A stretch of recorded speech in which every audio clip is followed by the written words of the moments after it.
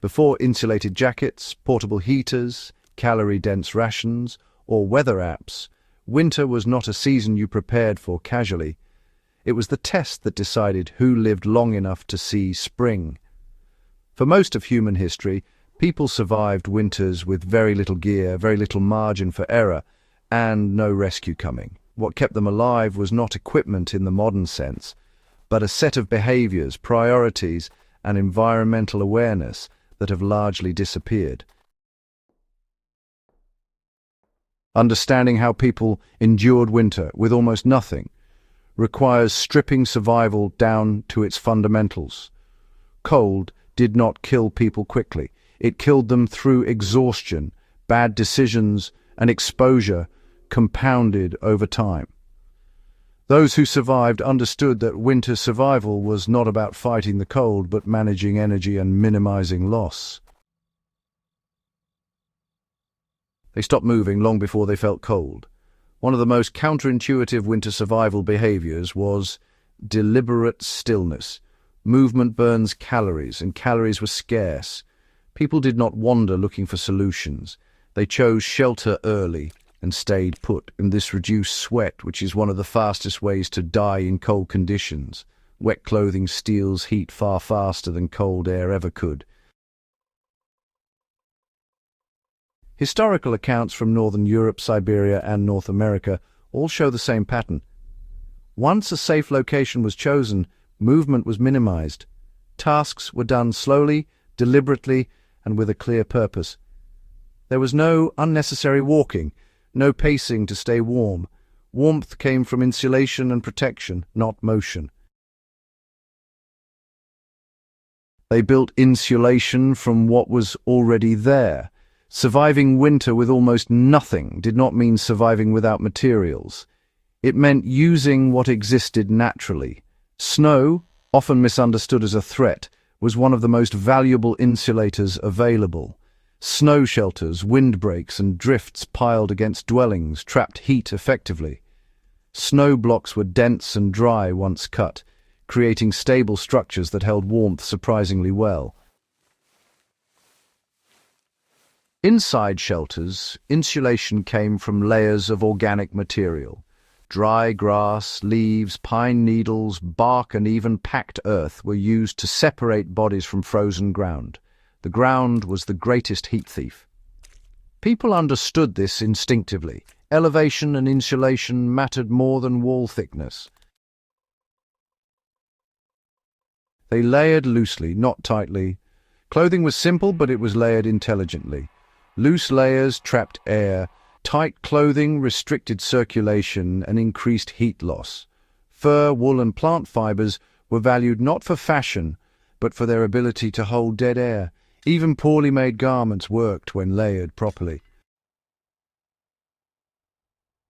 People avoided changing clothes unless it was absolutely necessary. Removing layers exposed skin and, dumped heat. Instead, clothing was aired when possible, dried near fires carefully, and repaired constantly. Perfection was not required. Function was. They controlled fire instead of relying on it. Fire was essential, but, it was not treated as a constant heat source. Fuel was precious. Fires were small, sheltered, and timed. People warmed themselves briefly, then relied on insulation to hold that heat. Sleeping near embers, not flames, conserved fuel and reduced risk. In many cultures, winter fires were communal. Multiple people shared a heat source, reducing fuel consumption and increasing survival odds. Isolation was dangerous. Community was insulation. People ate for heat, not really for fullness. Winter diets, when possible, were heavy in fat.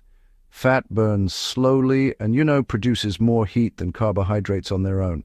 Folks understood this, even without knowing the chemistry behind it.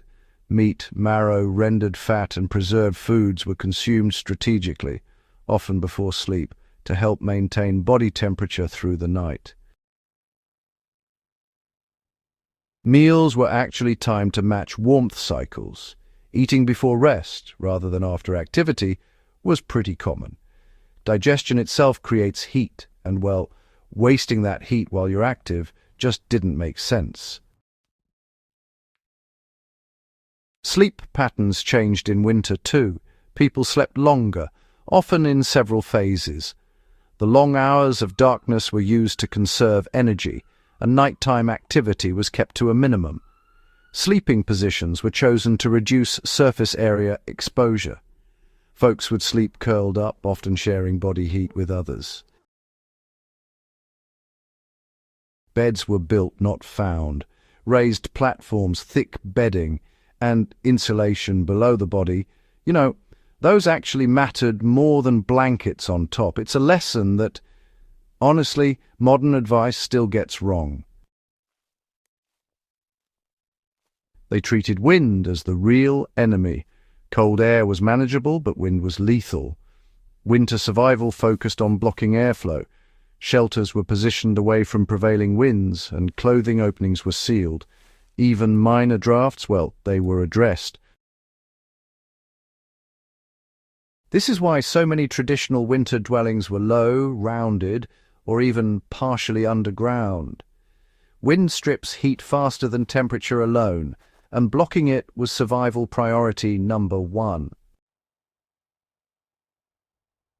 People survived winter by planning before it arrived. Once winter set in, improvisation became dangerous. Decisions were conservative, risks were avoided, energy was rationed.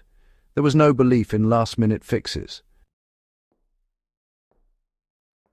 Those who lived understood that winter was not something you defeated. It was something you endured by reducing exposure, conserving resources, and staying disciplined. Modern people often believe survival requires gear. History shows it requires restraint, insulation, and decision-making. People survived winters with almost nothing because they understood that heat is preserved, not generated, and that the body fails slowly when mismanaged.